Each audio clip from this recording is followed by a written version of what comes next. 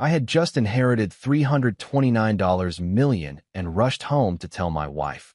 But a serious accident put me in the hospital. To my shock, she never visited. When I called, she said she had no time or money for a loser. Days later, she arrived with her new husband to mock me. But when he saw me, he screamed, "Oh my God, he is my..." Look, I'm not the kind of guy who expects miracles. My name's Cameron Blake. I'm 37 years old, and up until that Tuesday morning in March, my biggest life achievement was successfully navigating the self-checkout lane at Target without triggering the unexpected item in bagging area alarm. I'm an accountant, which means I spend my days making Excel spreadsheets look pretty and explaining to grown adults why they can't write off their Netflix subscription as a business expense. By night, I'm a dreamer, which is a fancy way of saying I fall asleep on the couch watching true crime documentaries while my wife ignores me in the bedroom, probably scrolling through TikTok videos of shirtless billionaires doing philanthropy or whatever passes for romance in her algorithmic fantasy world. Melissa and I had been married for 6 years, and somewhere around year 3, I think we both realized we'd made a spectacular mistake, but neither of us had the energy to do anything about it. She thought romance meant forwarding me videos of guys who looked like they were carved out of marble by angry Greek gods, with captions like, "Why can't you be more like this?" Meanwhile, I thought romance meant remembering to buy the fancy coffee creamer she liked, the one that cost more per ounce than premium gasoline. We were living the American dream, folks. 2 people sharing a mortgage, a Netflix password, and absolutely nothing else of substance. That morning started like every other soul-crushing Tuesday. I woke up to my alarm blaring some generic pop song that made me want to throw my phone into the sun, dragged myself through a shower that never quite got hot enough, and put on the same gray suit I'd been rotating through my closet since the Obama administration. Melissa was already gone. She worked at some boutique marketing firm downtown where everyone had a title that sounded important but meant absolutely nothing. Senior Brand Experience Coordinator, or some garbage like that. I ate a protein bar that tasted like compressed sadness and headed to my car, fully prepared for another day of fiscal responsibility and mild depression. Then my phone rang. Unknown number. Normally, I'd let that go straight to voicemail because I'm not an idiot. I know nobody calls anymore unless they're trying to extend my car warranty or inform me I've won a cruise I definitely didn't enter to win. But something made me answer. Maybe it was destiny. Maybe it was stupidity. With me, it's usually a coin toss. Mr. Blake? This is Gregory Thornhill from Thornhill and Associates.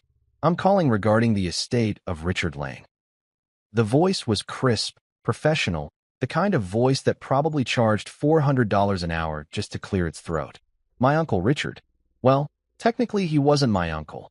He was my mom's second cousin or something equally distant on the family tree, but he'd always insisted I call him Uncle Richard. He was this eccentric real estate magnate who'd made a fortune buying up properties in neighborhoods right before they got trendy, like he had some kind of crystal ball that told him where the artisanal coffee shops would bloom next. I hadn't seen him in maybe 3 years, not since that weird Thanksgiving where he brought a dates to dinner and spent 2 hours explaining cryptocurrency to my dad, who still thought the cloud was just weather. I'm very sorry to inform you that Mr. Lane passed away last week, Thornhill continued, and I felt that familiar gut punch of grief mixed with guilt because I hadn't even known he was sick. However, he left specific instructions in his will regarding you. Could you come to our office this morning? It's rather time-sensitive. Time-sensitive. Those words always make my accountant brain perk up like a dog hearing a can opener. I told him I'd be there within the hour, called my boss to say I had a family emergency, technically true, and drove to the address he gave me in downtown, to one of those old buildings with marble floors and the kind of elevator that creaks like it's judging your life choices. Thornhill's office smelled like mahogany and old money, with leather furniture that probably cost more than my car and diplomas on the wall from universities I couldn't afford to tour, let alone attend. Thornhill himself looked exactly like his voice sounded. Mid-50s, silver hair, wire-rimmed glasses, the kind of guy who probably had his ties custom-made and his shoes polished by someone named Jeeves. He gestured for me to sit in a chair that was somehow both incredibly expensive and deeply uncomfortable, which I guess is the hallmark of wealth. "Mr. Blake, I'll get straight to the point," he said, sliding a folder across his aircraft carrier-sized desk. "Richard Lane's estate has been settled, and you are named as the sole beneficiary of his liquid assets." He paused, and I swear to God, he looked like he'd swallowed a briefcase, like the words he was about to say physically pained him. "The total comes to $329 million. I'm pretty sure my brain short-circuited. $329 million. That's not a number that real people have. That's a number that shows up in news articles about tech moguls or lottery winners or people who invent something stupid that everyone inexplicably needs, like a juicer that costs $400 and connects to Wi-Fi." I just sat there, staring at Thornhill, waiting for him to say, "Just kidding," or for Ashton Kutcher to jump out from behind a bookshelf and tell me I'd been punked. "I understand this is overwhelming," Thornhill said, which was the understatement of the century. Overwhelming? I was having an out-of-body experience. I could see myself sitting in that chair, mouth hanging open like a broken mailbox, probably looking like I'd been hit with a stun gun. "Congratulations, Mr. Blake. You are now the sole beneficiary. We'll need to schedule several meetings to discuss the details, the tax implications, the transfer of assets." I stopped hearing words. My brain was doing backflips, cartwheels, and the entire Cirque du Soleil routine all at once. $329 million. That was goodbye student loans money. That was goodbye job I hate money.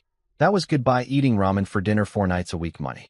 That was potentially goodbye Melissa money, though that thought felt mean even in my suddenly very wealthy head. I somehow signed papers, I think. Honestly, my hands were shaking so badly, I probably signed my name as Cameron Blake like I was having a seizure, and Thornhill assured me everything would be handled with the utmost discretion and professionalism, which I assumed was rich person code for "don't go buying a yacht tomorrow, you idiot." I walked out of that office, buzzing like I'd swallowed a live electrical socket. My skin felt electric. My thoughts were racing faster than a caffeinated cheetah. I had to tell someone. I had to tell Melissa. Yeah, she'd been distant and weird and obsessed with billionaire TikTok, but this was it. This was the thing that would fix us. No more money stress. No more arguing about whether we could afford to go out to dinner or whether we should just microwave something sad. This was our golden ticket, our reset button, our chance to actually enjoy life instead of just surviving it. I called her immediately, practically jogging to my car in the parking garage. Straight to voicemail. Of course. Typical Melissa, probably in some meeting about optimizing brand synergy or whatever nonsense they talked about at her job. I left a message that probably sounded like a madman. "Mel, call me back immediately. Something huge just happened. Like, life-changing huge. Our ramen for dinner days are officially over. Call me." I jumped into my Tesla. Well, technically it was a base model used Tesla I'd bought 3 years ago that Melissa always complained wasn't as nice as her friend Stephanie's Mercedes, and started driving home. I was picturing her reaction the whole way. Maybe she'd cry happy tears for once instead of the usual frustrated tears when I forgot to unload the dishwasher. Maybe she'd hug me. Actually hug me like she meant it, not like she was hugging a coat rack. Maybe we could finally take that trip to Italy she'd been talking about since our honeymoon, the one we'd never taken because we couldn't afford it. I was still lost in these fantasies, driving through the intersection of 5th and Morrison when I saw the truck. It was one of those massive 18-wheelers, the kind that makes you feel like your car is a toy in comparison. And it was running the red light. I had maybe half a second to process what was happening before it T-boned my Tesla, hitting me right on the driver's side with the force of a meteor strike. The sound was incredible, metal crunching, glass shattering, airbags exploding in my face like aggressive pillows. My car spun, flipped, and turned into what I would later describe as a metallic burrito, except way less delicious and infinitely more painful. Then everything went dark. Complete silence. The kind of silence that makes you wonder if you're dead or just having the world's worst nap. And then, from somewhere far away, I heard beeping. Steady, rhythmic beeping that my slowly returning consciousness recognized as the sound that says, "Congrats, buddy, you're alive, but barely." When I finally clawed my way back to consciousness, the first thing I noticed was that everything hurt. Not like, "Oh man, I slept wrong and my neck is sore" hurt, but like a truck literally used me as a speed bump hurt. Every single part of my body was screaming at me in harmony, like some kind of twisted choir performing a symphony of agony. My ribs felt like someone had used them as a xylophone. My left leg was throbbing with a pain that suggested it now contained more metal than actual bone, and my head felt like it had been used as a basketball by a very aggressive NBA player. I tried to open my eyes, but even my eyelids hurt, which I didn't even know was possible. When I finally managed to pry them open, I was greeted by the sterile white ceiling of what was obviously a hospital room, complete with that distinctive smell of antiseptic and despair that all hospitals seem to specialize in. I was wrapped up like a discount mummy, with bandages covering what felt like 70% of my body, tubes coming out of places I didn't want to think about, and a truly impressive collection of machines beeping around me like I was the star of some depressing sci-fi movie. "Oh, good, you're awake," came a warm voice from my right. I turned my head, slowly, because apparently my neck had also joined the pain chorus, to see an older woman in scrubs standing by my bedside. She had kind eyes, the kind that crinkle at the corners, and gray hair pulled back in a practical bun. Her name tag read Beatrice, and she had the sort of calm, seen-it-all demeanor that told me she'd been doing this job for decades and had probably witnessed every possible human disaster, including marriages even worse than mine. "Where am I?" I croaked, my voice sounding like I'd been gargling gravel. My throat was drier than a stand-up comedian's sense of humor after bombing on stage. "St. Mary's Hospital, sweetie," Beatrice said, adjusting one of my 4 bags with practiced efficiency.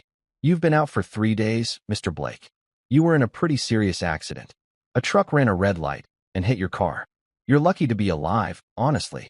You've got 4 broken ribs, a shattered left femur, which is why you've got enough titanium in your leg now to set off airport metal detectors for the rest of your life. A severe concussion and more bruises than I can count. But you're stable, and you're going to be okay. 3 days. I'd been unconscious for 3 entire days. That meant Melissa must have been losing her mind with worry.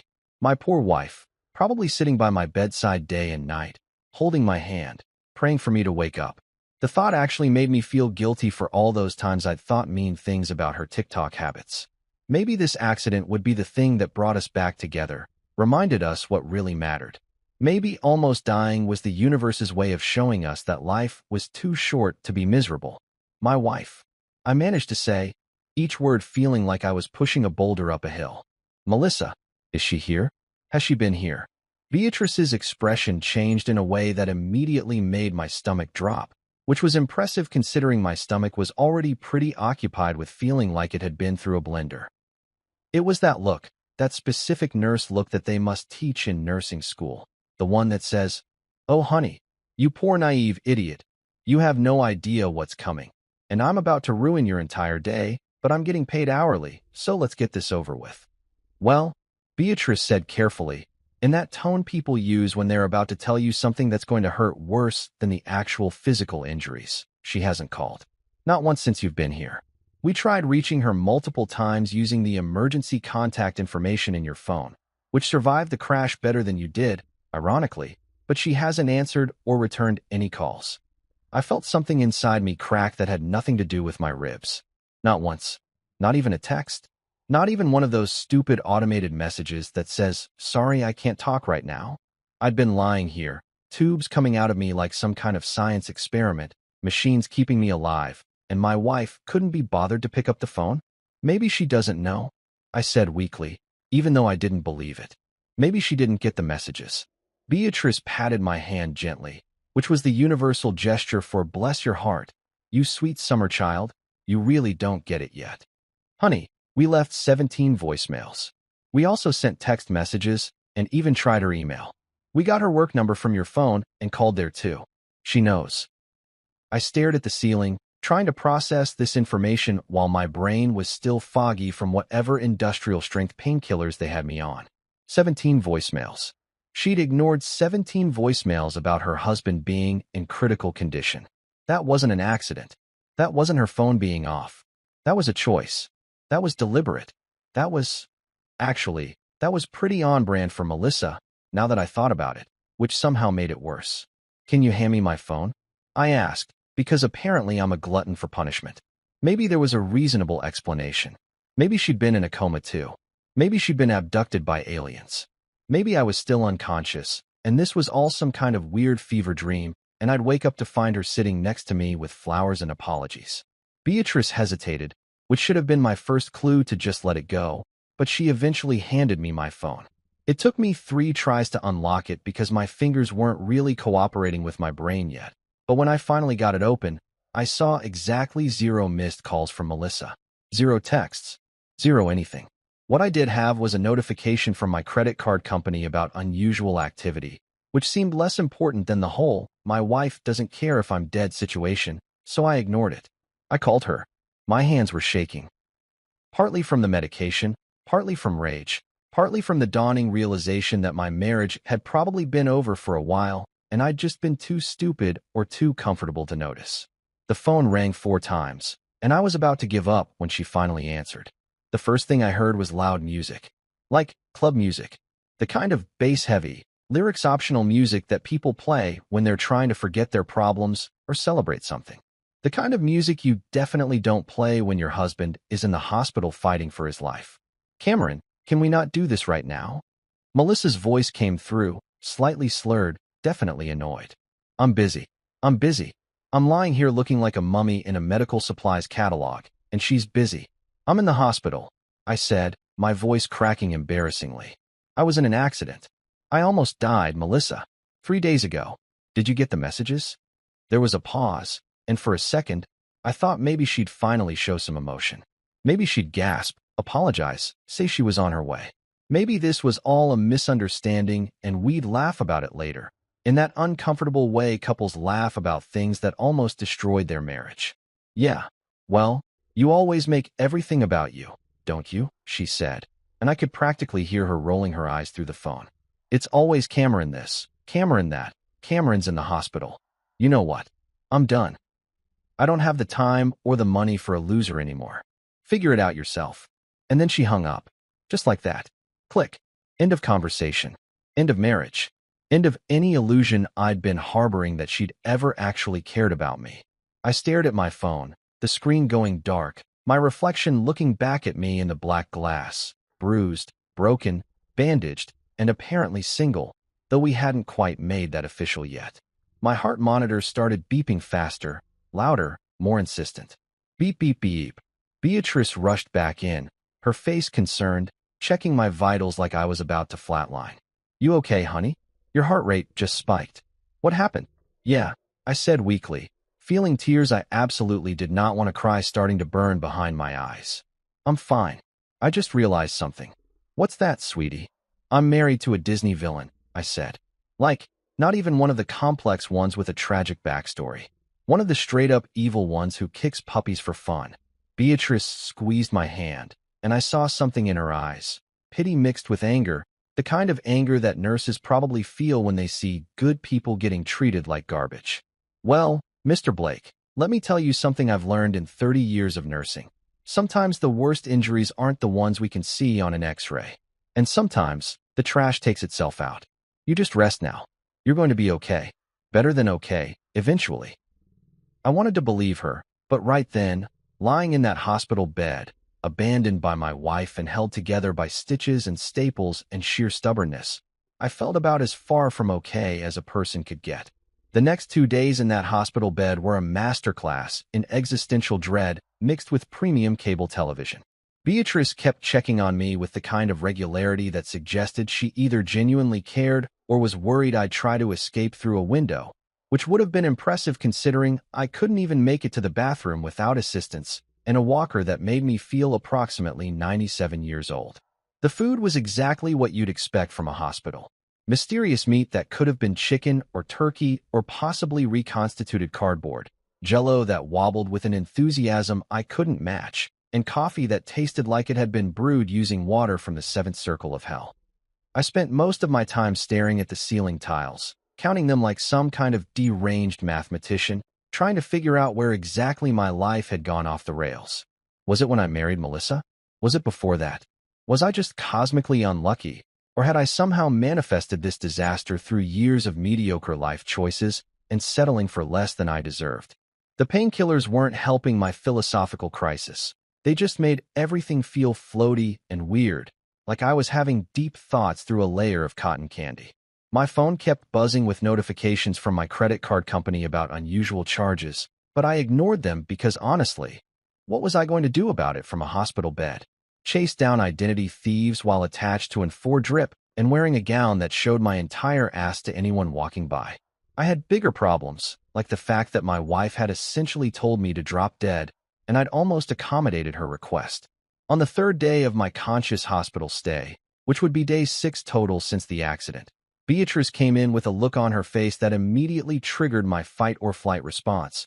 Except I couldn't do either because, again, for broken ribs and a leg held together with enough hardware to build a small robot.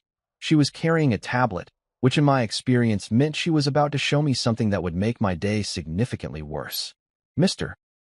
Blake," she said, sitting down in the chair next to my bed with the careful deliberation of someone about to deliver bad news. "I need to tell you something, and you're not going to like it." "Join the club," I muttered. "The things Cameron doesn't like list is getting pretty long lately.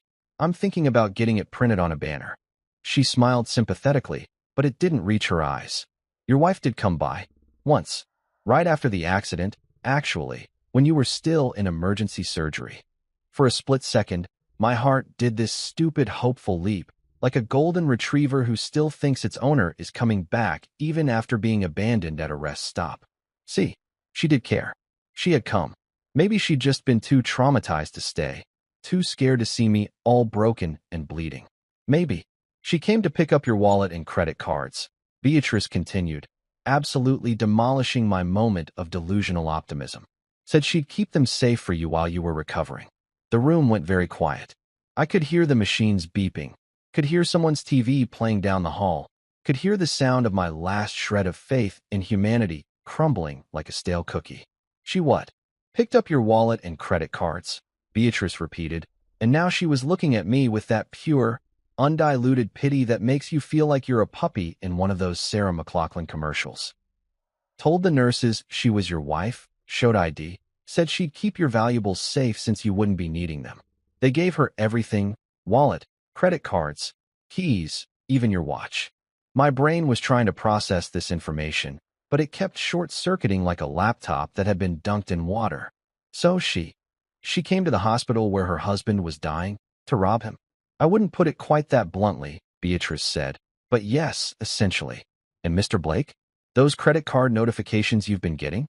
Let's just say your American Express is living its best life right now. Gucci, steakhouse dinners, a resort spa in Scottsdale, premium wine deliveries. She's having the recovery you deserve." I started laughing. I couldn't help it. It wasn't a happy laugh. It was the kind of laugh that makes people worry you've finally snapped, the kind that's one step away from crying or screaming or just giving up entirely. She stole from a man in a coma. That's actually impressive in its terribleness. That takes a special kind of person. Most people at least wait until you're dead to start spending your money. At least wait until I'm brain dead. That's just basic manners, right? That's just common human decency. Beatrice handed me the tablet.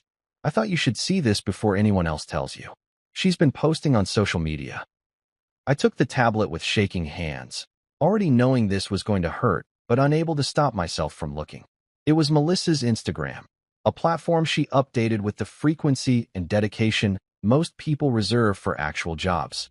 There she was, looking absolutely radiant in a photo dated 2 days ago, wearing a new designer outfit I definitely couldn't have afforded on my accountant's salary, holding a cocktail that probably cost more than my daily hospital care, with a caption that read, "New beginnings. Sometimes you have to let go of dead weight to truly soar. Living my best life. Hashtag blessed and grateful. Hashtag new chapter. Hashtag treat yourself. Dead weight." She'd called me dead weight while I was literally in the hospital with enough broken bones to fill an anatomy textbook. The comments were all supportive, too. Her friends posting things like, "You deserve this, queen," and "So proud of you for prioritizing yourself," and "He was holding you back anyway." None of them knowing, of course, that her husband was 6 floors up in this very hospital, probably paying for her spa day with the credit card she'd stolen from his unconscious body. I scrolled through more posts. Designer handbags. Expensive dinners. A photo of her getting her nails done with a caption about self-care. Another photo at some trendy rooftop bar with people I didn't recognize, her arm around some guy who looked like he'd walked straight out of a cologne commercial. Square jaw, perfect hair, The kind of smile that probably came with a trust fund and a yacht. Who's that? I asked, pointing to cologne commercial guy, even though part of me really didn't want to know. Beatrice grimaced. I was hoping you wouldn't ask. That's been showing up in her posts a lot the last few days. The nurses have been talking. Apparently, she's been pretty open about having moved on. Her words, not mine. Moved on. In less than a week. While I was unconscious and possibly dying, she'd moved on like I was a Netflix series she'd gotten bored with. I handed the tablet back to Beatrice before I gave in to the urge to throw it across the room, which would have been satisfying for approximately 3 seconds before I remembered that hospital equipment is expensive and I was already going to be paying off medical bills until I died, which at this rate might be soon. My phone buzzed. A text message. From Melissa. I should have ignored it. I should have blocked her number, thrown my phone in the trash, joined a monastery, and given up on technology entirely. But I'm an idiot, so I opened it. The message was short, sweet, and absolutely soul-crushing. Don't call me again. I've moved on. You should too. P.S. Thanks for the credit cards. Consider it compensation for 6 years of wasted time. I read it 3 times, each time hoping the words would magically rearrange themselves into something less horrible, like maybe an autocorrect error or a pocket text or a fever dream. But no, it stayed exactly the same. 6 years of marriage, reduced to a breakup text with a postscript about credit card theft. Moved on. I muttered, staring at the ceiling. What is she, Amazon Prime? 2 days shipping on new relationships. Beatrice squeezed my shoulder. I know this is hard, Mr. Blake, but I've been doing this job for 30 years, and I can tell you with absolute certainty, you're better off. People who act like this don't suddenly become better humans. She's showing you exactly who she is. Believe her. Oh, I believe her, I said bitterly. I believe she's a sociopath. I believe she's probably been planning this for months. I believe I'm the world's biggest idiot for not seeing it coming. You're not an idiot. You're trusting. There's a difference. Yeah, well, trust gets you a hospital bed and a maxed-out credit card, apparently. I tried calling my sister, Talia, because I needed to hear a friendly voice, someone who might actually give a damn that I'd almost died. She was younger than me by 4 years, married to a guy named Greg who worked in tech, and had the personality of a golden retriever who'd been given too much coffee. The phone rang 6 times before Greg picked up. Cameron, buddy, how's it going? His voice was aggressively cheerful, the kind of cheerful that made me want to reach through the phone and shake him. I'm in the hospital, Greg. I was in a car accident. I almost died. Is Talia there? Oh man, that sucks, dude. She's actually in the middle of this wine and cheese thing with her book club. You know how she gets about her book club. It's like sacred or whatever. Can she call you back? Greg, I'm in the hospital. I think Melissa tried to kill me. He laughed. Actually laughed. Like I'd told him a hilarious dad joke instead of expressing genuine concern about attempted murder. Classic Mel. She's always been a firecracker, that one. I'm sure you guys will work it out, man. You always do. Marriage is work, you know? Gotta put in the effort. Greg. She stole my credit cards while I was in a coma and is currently on a spending spree that would make a real housewife jealous. She's probably just stressed, dude. Women shop when they're stressed. My therapist told me that. Just talk to her, communicate. That's the key to any good relationship. Communication and boundaries and, emotional availability or whatever. Hey, I gotta go. The wine's getting warm. Feel better, buddy. He hung up. I stared at my phone, wondering if everyone in my life had collectively decided to fail me simultaneously, like some kind of coordinated effort to test just how much one person could take before completely losing it. The answer, apparently, was slightly more than 4 broken ribs and grand larceny, but probably not much more than that. Beatrice had been watching this entire exchange with the expression of someone watching a train wreck in slow motion. Your family seems supportive. That's one word for it, I said. Useless is another. Oblivious might be a third. She patted my hand again. Get some rest, Mr. Blake. Tomorrow's a new day. But I couldn't rest. I just lay there, staring at that ceiling, doing the math in my head. $329 million minus whatever Melissa had spent minus my medical bills minus the cost of a divorce lawyer who could handle grand theft and emotional terrorism. Still a lot of money. Still enough to start over. Still didn't make me feel any less like an idiot who'd almost died while his wife was out shopping. Sleep didn't come easy that night, which was ironic considering I was on enough painkillers to tranquilize a horse. My brain kept replaying everything on an endless loop, like some sadistic director had decided to turn my life into a horror film where the real monster was my own terrible judgment. I kept thinking about that phone call, the one I'd made right after leaving Thornhill's office, when I'd been so stupidly, naively excited about the inheritance. When I still thought Melissa and I were a team. When I still believed in things like loyalty and for better or worse, and all those other lies people tell themselves at weddings. I'd been practically bouncing in my car seat, phone pressed to my ear, grinning like an idiot who'd just won the lottery, which, technically, I had. Except instead of picking numbers, I'd just had the good fortune of being related to an eccentric real estate mogul who apparently thought I was worth $329 million. Uncle Richard had always liked me, I guess. I'd spent summers working for him in college, doing grunt work at his properties, learning about investments and property management, and how to spot a neighborhood that was about to gentrify. He'd told me once that I had a good head on my shoulders, that I was smart with money, that I'd go far. I'd thought he was just being nice. Turns out he'd meant it literally. Melissa, oh my God, you're not going to believe this. I'd practically shouted into the phone when she finally picked up. I remember I was at a red light, drumming my fingers on the steering wheel, unable to sit still. Uncle Richard. You remember Uncle Richard, right? The real estate guy? He passed away, which is sad, obviously, but Mel, he left us everything. Everything. $329 million. Can you believe that? $329 million. There had been a pause. Not the good kind of pause, like she was too shocked and happy to speak. It was a calculating pause, the kind of pause a predator makes when it's deciding the best way to take down its prey. I should have heard it then, should have recognized it for what it was. But I was too high on my own excitement, too wrapped up in fantasies of what we'd do with all that money. Wait, she'd said slowly, carefully, like she was doing math in her head. Did you say US? Like us? Like you and me? Well, yeah, we're married, I'd said, laughing because it seemed like such an obvious thing. What's mine is yours, right? That's how marriage works. Community property and all that. We're rich, Mel. We're actually legitimately rich. We never have to worry about money again. Another pause. Longer this time. I remember the light had turned green and someone behind me had honked, annoyed at my distraction. Cameron, listen to me very carefully, she'd said, and her voice had gone cold, businesslike, nothing like the wife I thought I knew. Don't tell anyone about this. Not your sister, not your friends, nobody. Do you understand? This stays between us for now. Why? I mean, yeah, sure, but why the secrecy? This is good news. This is the best news we've ever had. Just don't, okay?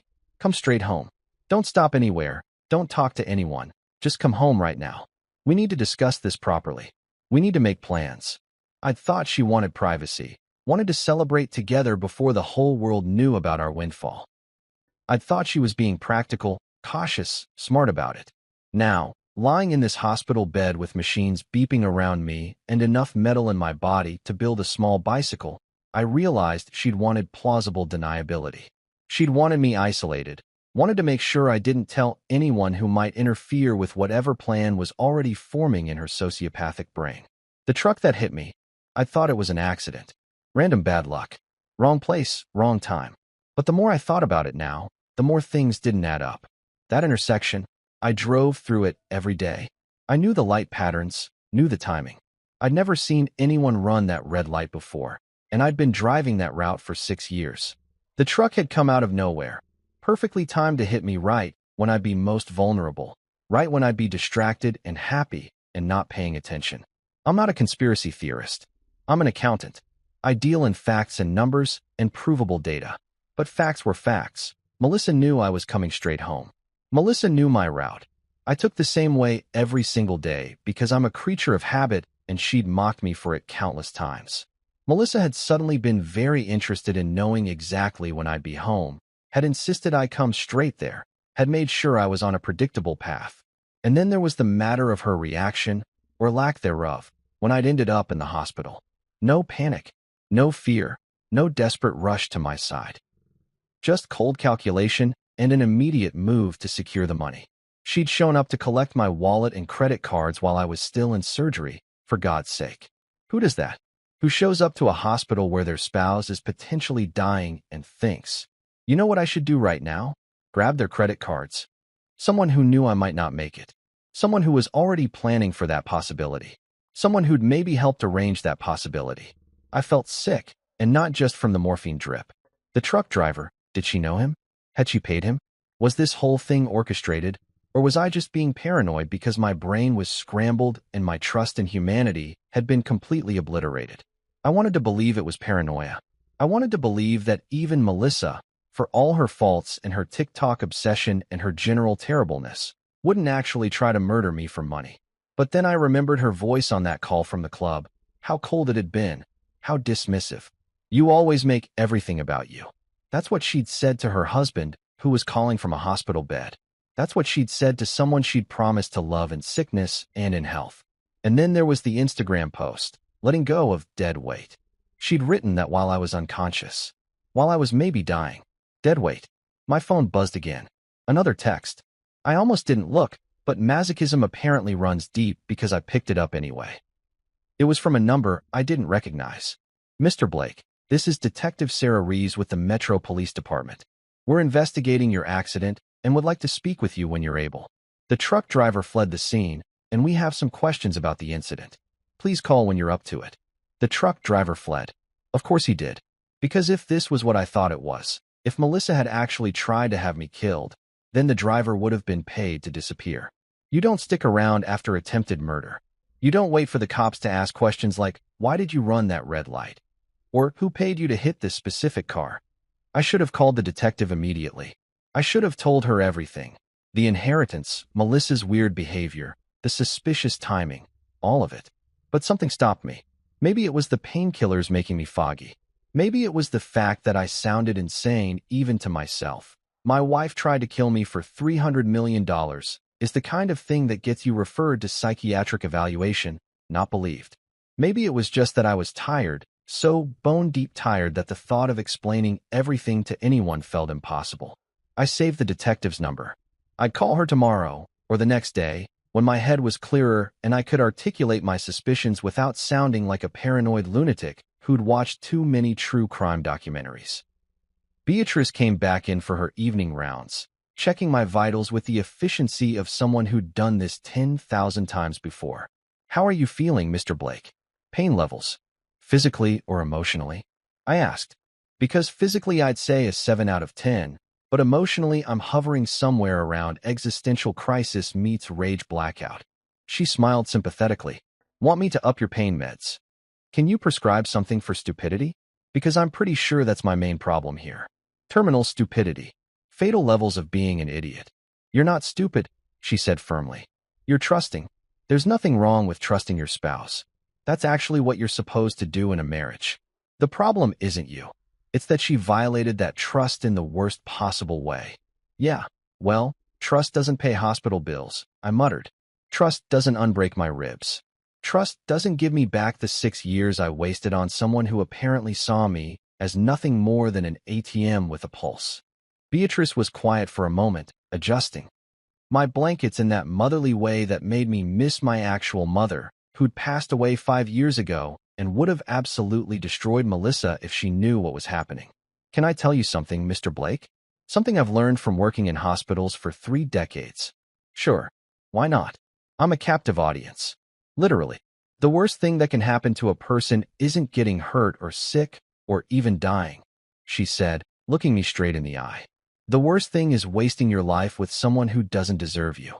And sometimes it takes something dramatic, something painful and scary and life-changing, to show us who people really are. This accident, maybe it saved your life in more ways than one. I wanted to argue with her, wanted to point out that I'd rather have kept my ribs intact and my leg untitaniumed.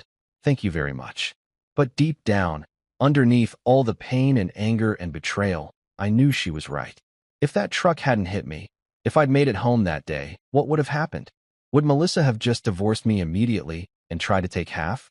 Would she have stuck around long enough to make sure she maximized her take? Would there have been another accident down the line, one I didn't survive? She called me dead weight, I said quietly. On Instagram. while I was unconscious. Then prove her wrong, Beatrice said. You survived a truck hitting you at 40 miles an hour. You survived someone who was supposed to love you treating you like garbage. You're still here, Mr. Blake. That counts for something. That counts for a lot, actually. I nodded, even though moving my head made everything hurt. She was right. I was still here. Broken, betrayed, and bitter as hell, but still here. And I had 329 million reasons to make sure I stayed that way. 3 days later, I was starting to feel almost human again. If human meant a collection of broken parts held together by spite and prescription medication. The swelling in my face had gone down enough that I no longer looked like I'd gone 12 rounds with a heavyweight boxer, though the bruises had evolved into this spectacular rainbow of purple, yellow, and green that made me look like a failed art project. My ribs still screamed every time I breathed, laughed, or existed, and my left leg was essentially a bionic limb at this point. But at least I could sit up without wanting to pass out from the pain. Beatrice had been helping me with physical therapy, which was a generous term for walking 3 feet with a walker while crying internally, and the doctors were cautiously optimistic about my recovery. You're lucky, they kept saying, which seemed like a weird word choice for someone who'd been deliberately turned into a human crash test dummy. But I guess compared to being dead, I was winning. The bar for success had gotten remarkably low. I was sitting up in bed, trying to eat some kind of pasta that had the consistency and flavor of wet cardboard, when the door to my room slammed open with enough force to make me jump, which made my ribs explode with pain, which made me curse loud enough that Beatrice probably heard me from the nurse's station down the hall. Melissa strode in like she owned the place, and I hate to admit it, but she looked incredible. She was wearing designer everything. Heels that probably cost more than my hospital stay, a dress that screamed, I spent your money, and I'm not sorry. And makeup that was absolutely flawless in that way that takes either professional help or demonic possession. Her hair was done in perfect waves. Her nails were freshly manicured. And she had this glow about her that people get when they're either genuinely happy or genuinely terrible human beings. In her case, definitely the latter. But she wasn't alone. Behind her was a man who looked like he'd stepped out of a cologne advertisement or a legal drama on cable TV. He was tall, maybe 6'2", with dark hair that was styled in that deliberately messy way that actually takes a lot of effort, a jawline that could cut glass, and a suit that probably cost more than my entire wardrobe combined. He had that particular brand of confidence that comes from never having experienced real consequences for anything, the kind of swagger that screams, I was born with money and connections, and I've never had to work for anything meaningful in my entire life. Cameron, Melissa said, and her voice was dripping with fake sweetness, like artificial sweetener that gives you cancer. You're looking better. I'm so glad you're recovering.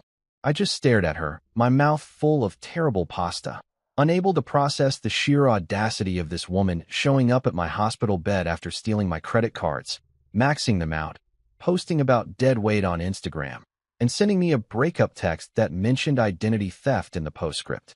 The part of my brain that handled social niceties had apparently shut down, leaving only the part that wanted to throw my terrible pasta at her perfect face. Meet Brandon King, she continued, gesturing to cologne commercial guy with a flourish that would have been appropriate for introducing a celebrity or a head of state, not some random dude who'd apparently become relevant to my life in the week I'd been unconscious. My new husband. I choked on the pasta. Actually choked. Started coughing, which made my ribs feel like they were trying to escape my body through my chest cavity. Beatrice appeared from nowhere with water, shooting Melissa a look that could have melted steel, while I tried to not die for the second time this week. Husband? I finally managed to croak out, tears streaming down my face from the coughing. We're not even divorced. We're still married. You can't just. That's not how marriage works. That's illegal. That's bigamy. Oh, we will be divorced, Melissa said with a dismissive wave of her hand, like she was swatting away an annoying fly instead of discussing the legal dissolution of a 6-year marriage. Very soon. Brandon's a corporate attorney. One of the best in the state, actually. He's handling everything. It'll be quick and clean. Brandon stepped forward, pulling out a folder from his leather messenger bag. Because of course he had a leather messenger bag, probably Italian, probably cost more than my car used to be worth before it became a metallic burrito. He had this smirk on his face, The kind of smirk that made me want to hit him despite the fact that I could barely lift my arms above my head without assistance.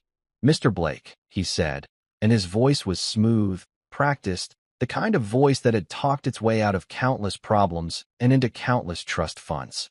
"These are the divorce papers. Very straightforward, very simple. We're asking for a 50-50 split of all assets acquired during the marriage, including—" He stopped mid-sentence, just froze completely, like someone had pressed pause on him. His eyes had drifted from the paperwork to the chart hanging at the end of my bed. The one that listed my name, my age, my injuries, and my emergency contact information. The color drained from his face so fast I thought he might pass out. He looked like he'd seen a ghost, or maybe worse than a ghost. He looked like he'd seen his entire life imploding in real time. "Oh my God," he whispered, and his hands started shaking so badly the papers were rustling like leaves in a hurricane. He pointed at me with a trembling finger, his perfect composure completely shattered. "Oh my God, you're Cameron Blake. Cameron Blake from Blake Financial Consulting. Cameron Blake, who used to work with Richard Lane." "Yeah," I said, confused about why this was apparently news to him. "Did you not know your new wife's husband's name? That seems like information you should have gotten before committing felony bigamy." Brandon's voice cracked. He turned to look at Melissa with an expression that was equal parts horror and rage. "He's my brother." The room went so silent you could have heard a pin drop on the carpet 3 floors down. Melissa's perfect makeup couldn't hide the confusion spreading across her face. What are you talking about? You don't have a brother. You told me you were an only child." "Half-brother," Brandon said, and he was starting to hyperventilate now, loosening his tie like it was strangling him. "Same father, different mothers. Dad had an affair with Richard Lane's sister 37 years ago. Cameron's mom. We share a father. Harold King. The Harold King. King Industries Harold King." I felt like I was watching a soap opera, except I was somehow both the audience and a main character, which seemed deeply unfair. "Wait, Harold King is my father? Harold King, the tech mogul? Harold King, who I consulted for 15 years ago when his company was going under, and I helped restructure his entire financial system and saved him from bankruptcy? That Harold King." Brandon nodded weakly, looking like he might throw up on his expensive shoes. "He's been looking for you for years. Ever since Mom died and he found out about the affair. He wanted to make amends, wanted to include you in the family, but you changed your name after your mom passed, and we couldn't track you down. Richard kept your location private, said it was what your mother wanted. And now you're married to the woman you just illegally married." I finished, and despite everything, the pain, the betrayal, the absolute insanity of this situation, I started laughing. It hurt my ribs something awful, but I couldn't stop. The universe had just delivered the most perfect cosmic joke in the history of existence. Melissa was looking between us like we'd both lost our minds, which, fair enough, this was insane. "You're lying. This is some kind of trick. You're both in on this together." "Melissa," Brandon said, his voice shaking, "we need to talk. Outside. Right now." "About what?" "About your made-up brother story. About the fact that you just married the man whose $329 million inheritance I was hired to manage." Brandon practically shouted, his composure completely gone now. "About the fact that you married your sugar daddy's lawyer. About the fact that this man," he pointed at me again, "is my client. Do you have any idea what you've done? Do you have any concept of how illegal this is? How unethical? How completely, catastrophically?" He had to stop talking because he was hyperventilating too much to continue. He bent over, hands on his knees, taking deep breaths like he'd just run a marathon. Melissa just stood there, frozen, her perfect makeup starting to crack around the edges as the reality of the situation began to sink in. Beatrice was leaning against the doorframe, and she caught my eye and mouthed, "You couldn't script this better if you tried." "Oh, I tried," I muttered back, grinning despite the pain. God just decided to direct the sequel. Brandon straightened up, his face red, sweat beading on his forehead despite the hospital's aggressive air conditioning. "Cameron, listen, I didn't know. I swear to God I didn't know she was married to you. She told me her husband was some nobody accountant, that she'd been trapped in a loveless marriage, that she wanted out but needed help. She never mentioned your name. She never mentioned Richard Lane. She never mentioned any of this. If I'd known, if I'd had any idea." "Save it. I said, still grinning like a maniac because this was just too perfect, too cosmically ridiculous to be anything but the universe's way of making up for the whole attempted murder by truck thing. You two deserve each other. Really, this is beautiful. This is poetry. This is karma in its purest form. This isn't funny, Cameron, Brandon said desperately. I could lose my license over this. I could be disbarred. The ethics violations alone. Oh, it's funny, I interrupted. It's hilarious. It's the funniest thing that's happened to me all week, and I got hit by a truck, so that's saying something. Melissa finally found her voice. Brandon, tell me he's lying. Tell me this is all some kind of mistake. But Brandon just shook his head, pulling out his phone with trembling hands and pulling up what looked like legal documents. It's all here. Cameron Blake, sole beneficiary of the Richard Lane estate, $329 million, currently in trust pending probate. I've been working on this case for 3 weeks. I've had conference calls about this man's inheritance. I've drafted documents with his name on them. I never connected the dots. I never thought. Well, congratulations, Mel, I said, leaning back against my pillows, enjoying this more than I probably should have given that I was still in significant physical pain. You just hit the family jackpot. Literally. You married 2 brothers. That's got to be some kind of record. Brandon's hands were still shaking so badly, he looked like he was trying to juggle invisible grenades while standing on a tightrope during an earthquake. The expensive leather folder he'd been carrying slipped from his fingers and hit the floor with a slap that echoed through the room like a judge's gavel sealing his fate. Papers scattered everywhere, divorce documents, asset declarations, all the legal paperwork he'd so carefully prepared to rob me blind, now spread across the hospital floor like evidence at a crime scene. Which, technically, it kind of was. Melissa, we need to talk, he said again, his voice cracking like a teenager going through puberty. Outside. Right now? This is bad. This is really, really bad. But Melissa wasn't moving.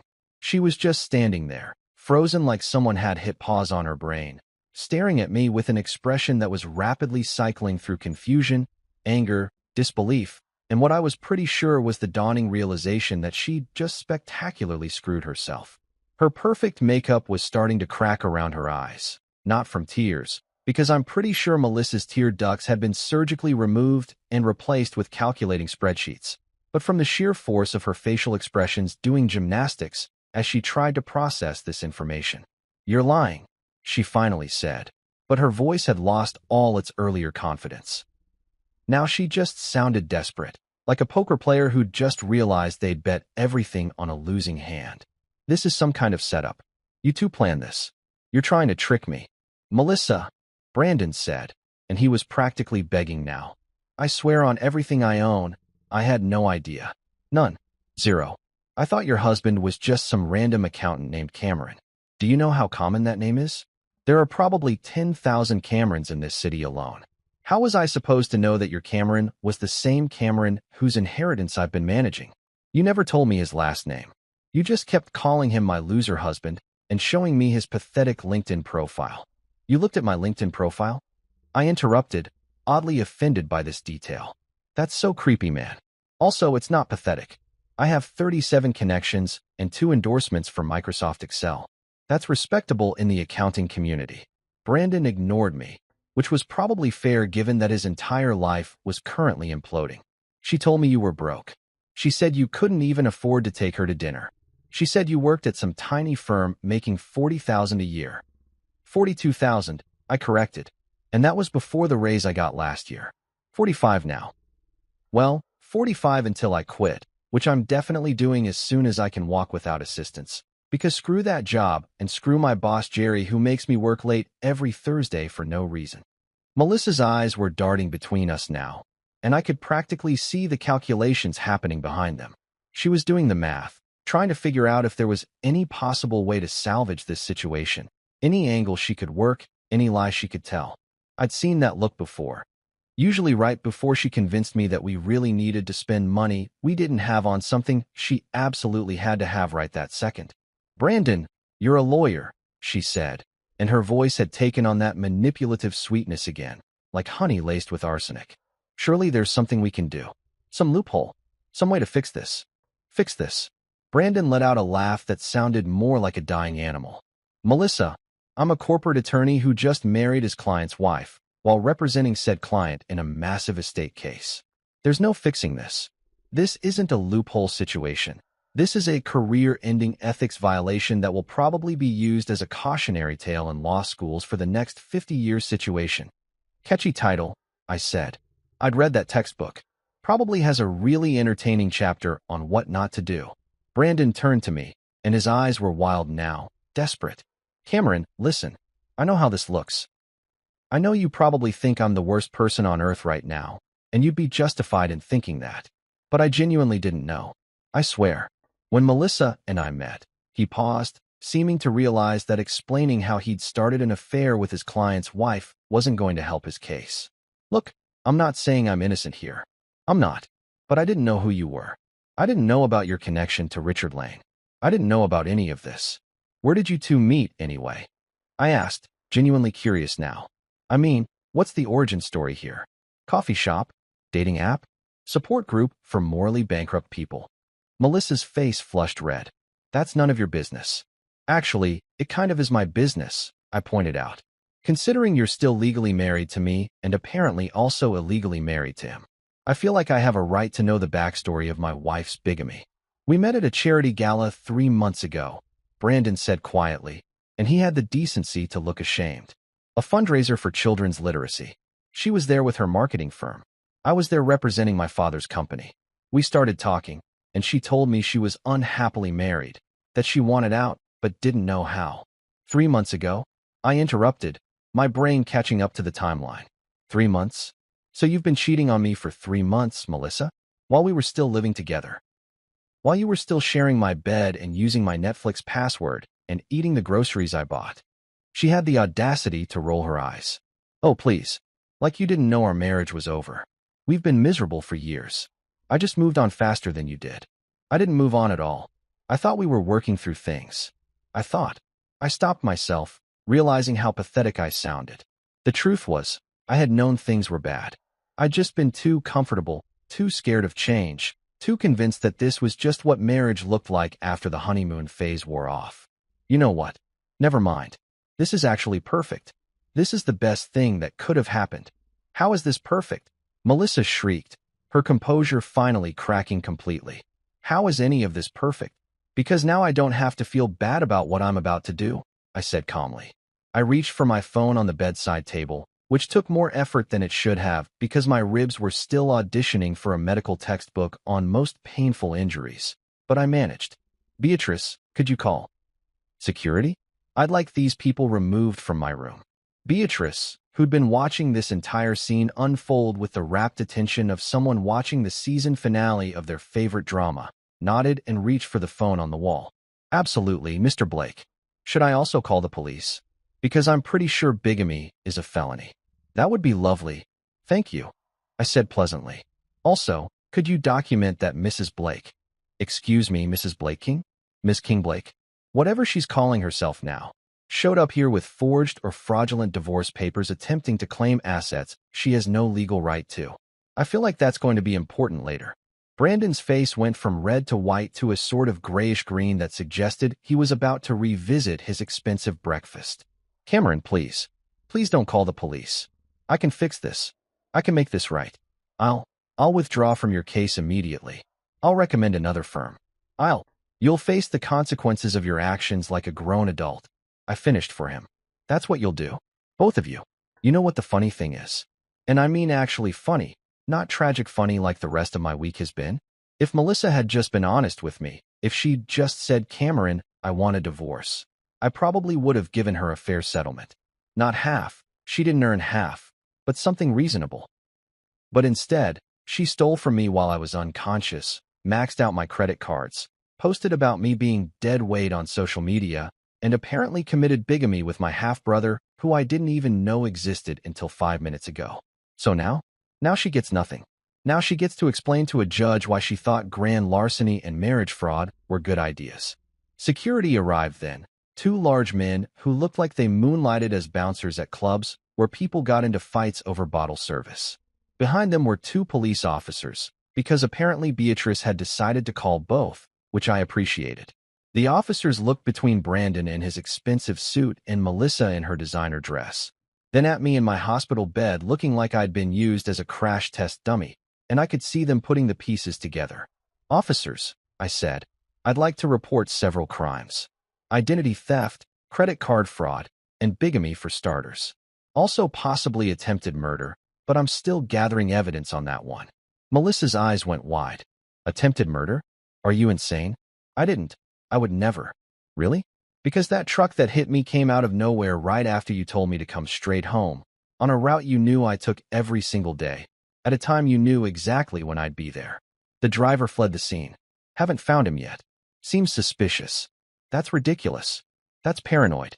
You're making things up because you're angry." "Maybe," I admitted. "Or maybe the police will investigate and find out I'm right. Either way, I'm sure it'll be an interesting conversation." One of the officers stepped forward, pulling out a notepad. "Mr. Blake, can you walk us through what happened? And ma'am," he turned to Melissa, "I'm going to need to see some identification." Brandon made a move toward the door, but the other officer smoothly blocked his path. "Where are you going, sir?" "I'm a lawyer," Brandon said desperately, which was possibly the worst thing he could have said in that moment. "I know my rights. I don't have to stay here.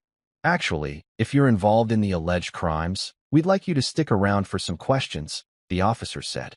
"Unless you'd like to make this official and come down to the station." The look on Brandon's face was priceless, pure panic mixed with the realization that all those years of law school and all that expensive education hadn't prepared him for the moment when he became the defendant instead of the attorney. Melissa was frantically digging through her designer purse, probably looking for the fake marriage license or whatever document she thought would save her. I leaned back against my pillows, ignoring the pain in my ribs because the satisfaction I was feeling was better than any painkiller the hospital could provide. "You know what, Melissa? You were right about one thing. Sometimes you do have to let go of dead weight to truly soar. I'm just glad I figured out that you were the dead weight before you could drag me down any further." Beatrice caught my eye and gave me a slow clap. Quiet, subtle, but unmistakable. I grinned at her, and she grinned back, and I realized that somewhere in the middle of this absolute disaster of a week, I'd found an ally. Maybe even a friend. "One more thing, officers," I added, because I was on a roll and my sense of petty revenge was in full gear. "You might want to check the security footage from this hospital from 6 days ago. Specifically, footage of my wife collecting my personal belongings while I was unconscious in surgery. I'm pretty sure stealing from an incapacitated person qualifies as some kind of additional crime. Elder abuse. Vulnerable person abuse. I don't know the legal term, but it's definitely illegal." Melissa's face went pale. Brandon looked like he wanted the floor to swallow him whole. And me? I felt better than I had in years. The chaos that followed could have powered an entire season of reality television, the kind where people throw drinks at each other and flip tables while dramatic music plays in the background. Melissa started screaming at Brandon with a volume and intensity that I honestly didn't know she was capable of. Turns out she'd been saving her passion for moments like this instead of wasting it on things like our marriage. Brandon was screaming back, his carefully cultivated lawyer composure completely shattered, revealing the spoiled trust fund kid underneath who'd probably never heard the word no until this exact moment. "You told me he was nobody." Melissa shrieked, her perfectly manicured finger jabbing into Brandon's expensive suit hard enough to leave wrinkles. "You told me this would be easy. You said we'd split his assets and be on a beach in the Bahamas by summer. I told you that when I thought your husband was a broke accountant with nothing to his name." Brandon shot back, his voice hitting pitches that would make dogs bark. "You never mentioned Richard Lane. You never mentioned $300 million. You never mentioned any of this. How was I supposed to know you were married to the one client I specifically cannot have a conflict of interest with? Maybe you should have asked questions before committing felony bigamy." I called out helpfully from my bed because I was thoroughly enjoying this show. Security was trying to separate them, but they were locked in this death spiral of mutual blame and recrimination that was honestly beautiful to watch. Just a suggestion for next time. Do your due diligence. It's basic lawyer stuff, right? One of the police officers, her name tag said Rodriguez, was trying very hard not to laugh while taking notes. The other one, Officer Chun, had given up on maintaining professional composure and was just openly grinning. Even the security guards looked entertained, probably because this was way more interesting than their usual routine of escorting drunk people out of the ER or dealing with visitors who wouldn't leave after hours. "Ma'am, sir, I'm going to need you both to calm down," Rodriguez said, though she didn't sound particularly committed to that request. "We can continue this conversation at the station, or we can handle it here, but either way, you need to lower your voices. This is a hospital." Melissa whirled on her, eyes wild, makeup now completely destroyed by angry tears that were probably more about getting caught than actual remorse. "I want my lawyer. I have rights.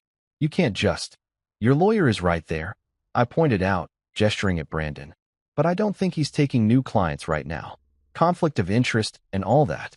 Also, he's probably going to need his own lawyer in about 5 minutes, so that's awkward." Brandon pulled out his phone with shaking hands, scrolling frantically. "I need to call my father. I need to— Oh God, Dad is going to kill me. He's going to actually kill me. He's been trying to find you for 15 years, Cameron, and the first time we meet, I've accidentally married your wife and attempted to defraud you out of your inheritance. This is— He didn't finish the sentence because he had to bend over and start breathing into his hands like they teach you in therapy for panic attacks. Part of me felt bad for him. But only a very small part, maybe 5% at most. The other 95% was too busy feeling vindicated and enjoying the absolute poetry of watching my terrible life choices catch up to everyone involved. Wait, I said, a thought occurring to me. Your dad, Harold King, has been looking for me? For 15 years? Why didn't he just hire a private investigator? The man owns half the tech companies on the West Coast. He could have found me in like a day. Brandon straightened up, still looking green but managing to form words again. He tried, multiple times. But Richard Lane blocked every attempt. Told the investigators you'd changed your name after your mother died, that you wanted privacy, that you'd reach out when you were ready. Dad respected that. He thought you hated him for the affair, for leaving your mother. He thought you wanted nothing to do with the King family. I blinked, processing this information. I didn't even know about the affair until literally right now. Mom never told me. I thought my dad was some guy who died before I was born. That's what she always said. Died in a car accident when she was pregnant with me. She made me promise never to go looking for him because it would just bring up painful memories. The room went quiet. Even Melissa stopped her dramatic tantrum to stare at me. Brandon looked like he might cry, which would have been awkward for everyone. She lied to protect you, Brandon said softly. Dad was married when he had the affair with your mom. Still is, actually, same woman, my mother, Victoria King. The scandal would have destroyed his company, destroyed our family. Your mother took a settlement and disappeared. Richard Lane helped her start over. Changed your last name to Blake, her maiden name. Kept you hidden. Dad's been eaten up with guilt about it for decades. Well, this is turning into a real soap opera, Officer Chen muttered, still writing everything down. Should I get popcorn? Feel like we're going to be here a while. Beatrice appeared with a chair and sat down, clearly settling in for the long haul. Don't mind me, she said. This is better than my stories. Better than Netflix, honestly. I looked at Brandon, my half-brother, apparently, which was still a concept my brain hadn't fully accepted, and tried to figure out how I felt about all this. Angry? Confused? Weirdly relieved to know I wasn't just some random guy with no family? All of the above? So let me get this straight.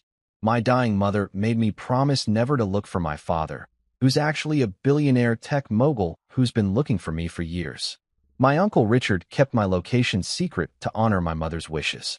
And you, my half-brother, accidentally married my terrible wife while managing my inheritance from said Uncle Richard. Do I have that right? That's unfortunately accurate, yes, Brandon said miserably. And somewhere in all of this, someone may or may not have tried to murder me with a truck, which happened immediately after I found out about inheriting $329 million. Melissa's head snapped up. I didn't. That wasn't. You can't prove anything. So you're not denying it, just saying I can't prove it, I observed. Interesting legal strategy. Brandon, is that what they teach you in law school? Can't prove it as a defense. Cameron, I had nothing to do with your accident, Melissa said, and her voice had shifted into this pleading, manipulative tone that I recognized from every argument we'd ever had where she was trying to gaslight me into thinking I was the crazy one. I swear, I know you're angry. You have every right to be angry, but I would never try to hurt you. The truck was just bad luck. Wrong place, wrong time. Bad luck, I repeated flatly. Right. Just like it was bad luck that you showed up at the hospital to collect my wallet while I was in surgery. Just like it was bad luck that you maxed out my credit cards and posted about dead weight on Instagram. Just like it was bad luck that you married another man while I was unconscious. You're just the unluckiest person alive, Melissa. So many unfortunate coincidences. Rodriguez stepped forward, her notepad full. Mr. Blake, you mentioned you have evidence of credit card fraud and identity theft. Do you have documentation of these charges? My phone, I said, pointing to the bedside table. Bank app, credit card app, all of it. She spent approximately $47,000 in 6 days on my American Express alone. There's also my Visa, which she took to about $30,000. Then there's the Instagram posts, which she made while I was unconscious, talking about new beginnings and letting go of dead weight. Beatrice can probably pull up the hospital records showing when she came to collect my belongings while I was in surgery. That's when she got the cards. Beatrice nodded. Already requested those records when you asked me to. They're printing in the administrative office right now. Should be here in about 10 minutes. Security footage too. You're amazing, I told her. Seriously, when I get out of here, I'm buying you a car. What kind of car do you want? Actually, doesn't matter. I'm buying you 3 cars. Pick your favorites. She laughed. I'll settle for a nice thank you card, Mr. Blake. Maybe some chocolates. 3 cars and chocolates, I countered. Final offer. Melissa was pacing now, her heels clicking on the linoleum floor like a countdown timer on a bomb. This is insane. This is all insane. Brandon, do something. You're a lawyer. Fix this. I can't fix this. Brandon exploded, his composure completely gone now. Just raw panic and desperation. Don't you understand? I can't represent you. I can't even represent myself in this situation. I've committed ethics violations that will end my career. I've married my client's wife. I've participated in what looks like a coordinated effort to defraud said client. The best case scenario here is I lose my license and avoid jail time. And that's if I cooperate fully with authorities and throw myself on the mercy of the court. So you're abandoning me? Melissa's voice went shrill. After everything? After you promised we'd be together, that we'd have the life we deserved? The life we deserved. I couldn't help myself. Melissa, you thought you deserved a life funded by stealing from your comatose husband. That's not having standards. That's being a cartoon villain. You're literally a cartoon villain. You're like if Cruella de Vil and the evil stepmother from Cinderella had a baby, and that baby grew up to be really good at Instagram. Officer Chin snorted, tried to cover it with a cough, and failed. Rodriguez shot him a look, but couldn't quite hide her own smile. The door opened, and a man walked in who could only be described as extremely important person who definitely has lawyers on speed dial. He was in his 60s, silver hair perfectly styled, wearing a suit that probably cost more than my entire inheritance, with the kind of presence that makes everyone in a room automatically straighten their posture. He took one look at the scene. Police officers, security guards, his son having a panic attack, a woman in designer clothes crying angry tears, and me in a hospital bed looking like I'd been through a war, and his expression went from confusion to understanding to fury in about 3 seconds. Brandon, he said, and his voice was quiet, controlled, but carried the weight of someone who'd built an empire and wasn't afraid to destroy anyone who threatened it. What have you done? Brandon looked up at his father. Our father, and I swear I saw him age 10 years in that moment. Dad, I can explain. I can. Explain? Explain how you're standing in a hospital room with police officers. Harold King's eyes swept the room and landed on me. He froze. Completely froze, like someone had pressed pause on him. He stared at my face, and I watched something like recognition dawn in his eyes. My God, you look exactly like your mother. Exactly like Sarah. And just like that, the entire room held its breath, waiting to see what would happen next. A week later, I checked myself out of St. Mary's Hospital against doctor's orders, multiple nurse recommendations, and Beatrice's very stern lecture about how stubborn men always end up back in the hospital because they don't know how to follow simple instructions like rest and recover. But I had places to be, people to see, and a dramatic entrance to make that couldn't wait for my ribs to fully heal or my leg to stop feeling like it was held together with Elmer's glue and hope. The doctors had fitted me with a walking boot for my left leg and given me a cane that made me look like I was either a distinguished gentleman or a retired mob boss, depending on the angle. My ribs were still taped up under my shirt, and I was on enough pain medication to make everything feel slightly fuzzy around the edges, but I could move. I could walk. And most importantly, I could crash a dinner party. Because here's what I learned in my week of captivity in that hospital room, between visits from police detectives, lawyers who weren't Brandon, and my newly discovered father Harold who'd sat by my bedside for 3 hours crying and apologizing for things that weren't entirely his fault. Melissa's mother, Patricia, was hosting an engagement dinner. An engagement dinner for Melissa and Brandon. At her house in the suburbs, with Brandon's family in attendance, to celebrate their totally legal and not at all fraudulent marriage. The sheer audacity was impressive, really. The wedding, or whatever sham ceremony they'd had, hadn't even been legally processed yet. Melissa was still legally married to me. But Patricia had already sent out invitations on cream-colored cardstock with elegant script, planned a menu that probably cost more than most people's monthly rent, and invited half the social circle she'd been trying to impress for the last 3 decades.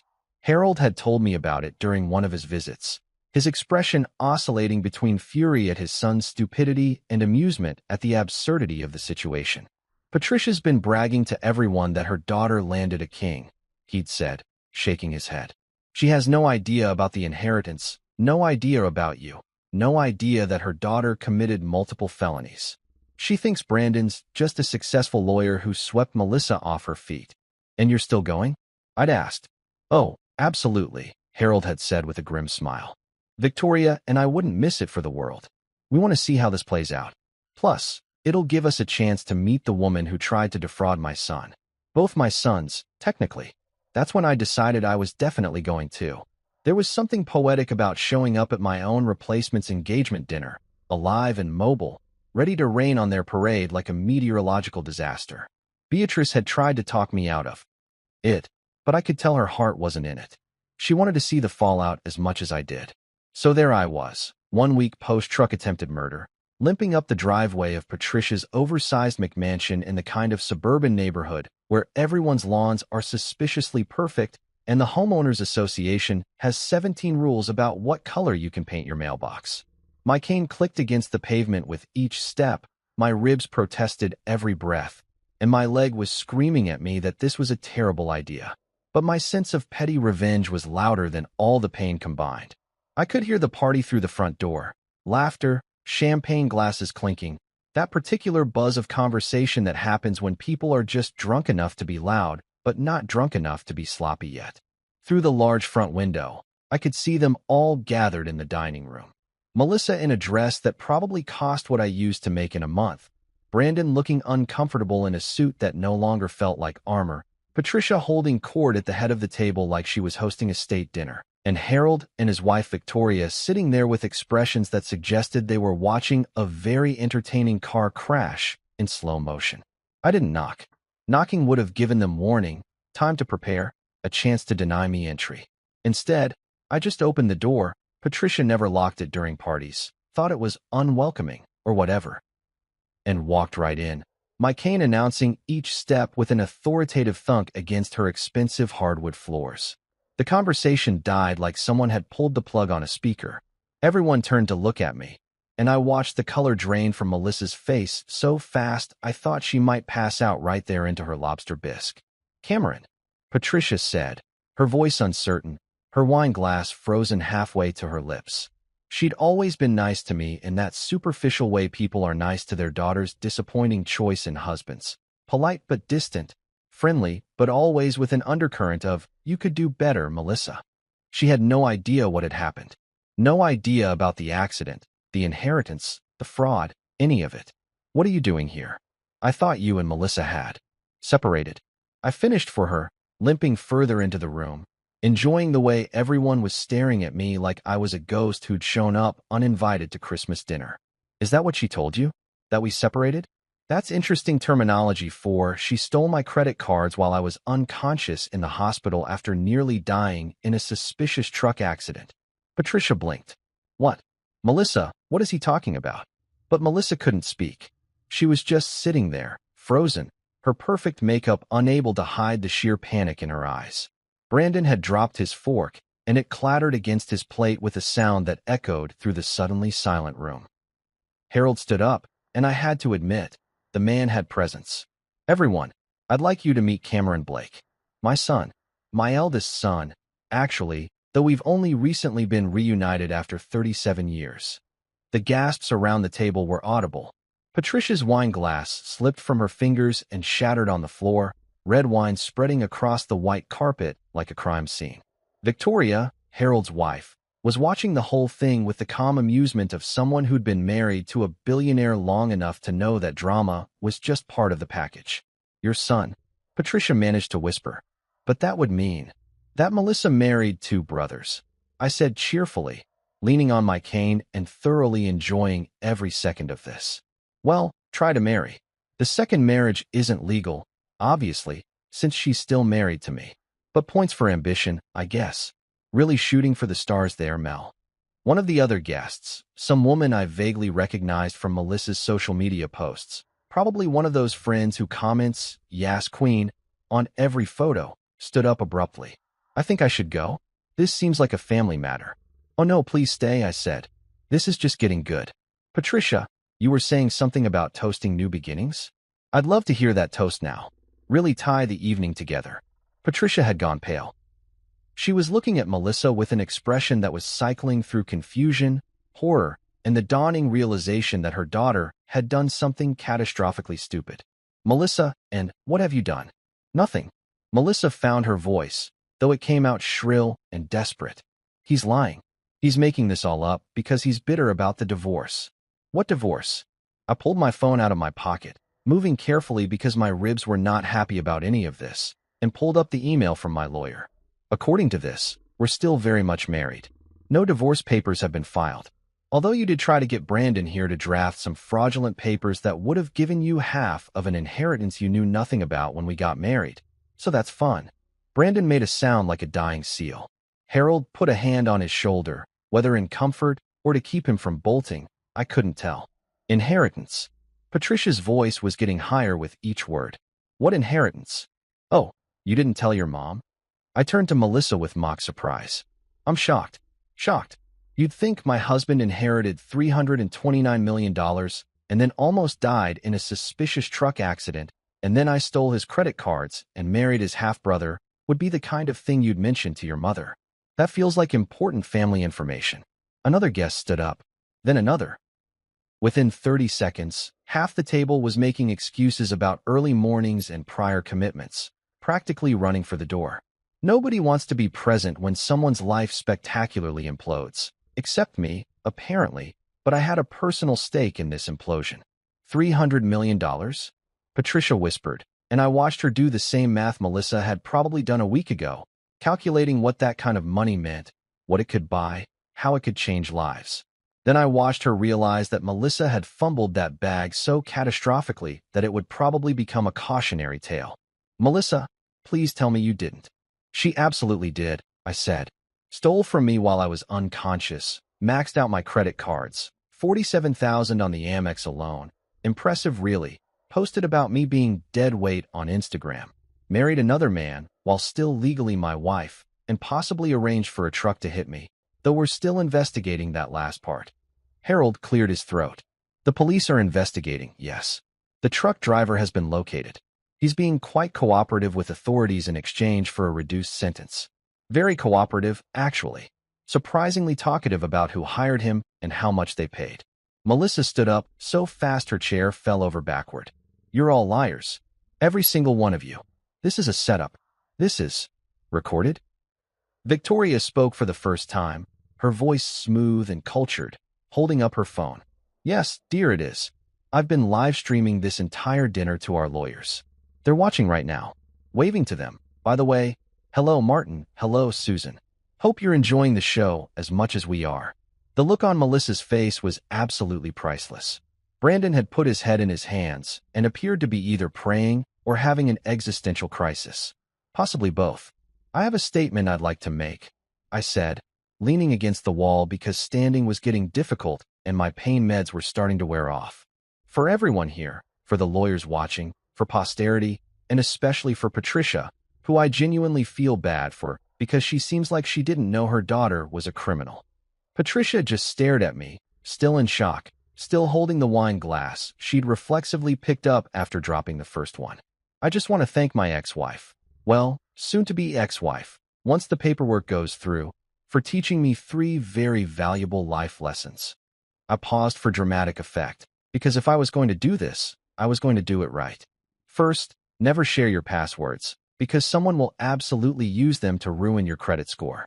Second, always read the fine print, especially on marriage licenses, because apparently some people think "till death do us part" is more of a suggestion than a vow.